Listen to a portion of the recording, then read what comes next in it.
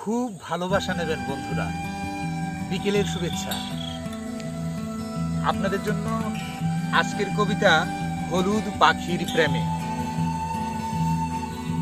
একটা হলুদ পাখির পিছু নিতে নিতে ভর দুপুরে ঠিকই তোমাদের বাড়িতে পৌঁছলাম। তখন উঠানের মাঝখানে চাটায়ে বিছানো লাল মরিচের ক্যানভাসে আলপনা আঁকছে অসংখ্য সবুজ টিয়া।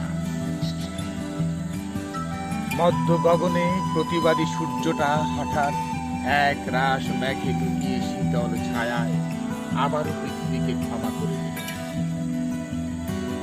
চোখের সামনেই বিশাল পাহাড়টা তরুলতায় সেজে গুজে খুব দম্ভ নিয়ে দাঁড়িয়েছিল, ঠিক তোমার মতো। শান্ত তবু অবিরাম বয়ে চলা সরপিলি নদীটা ঝর্ণা হয়ে আমার কাছে এলো।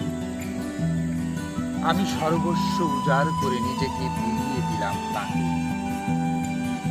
স্বেচ্ছায় লুট হলাম প্রকৃতির সঙ্গমে। আমি পূর্ণ আজ ভিজে ভিজে তলিয়ে যাব আবার ভেসে উঠব।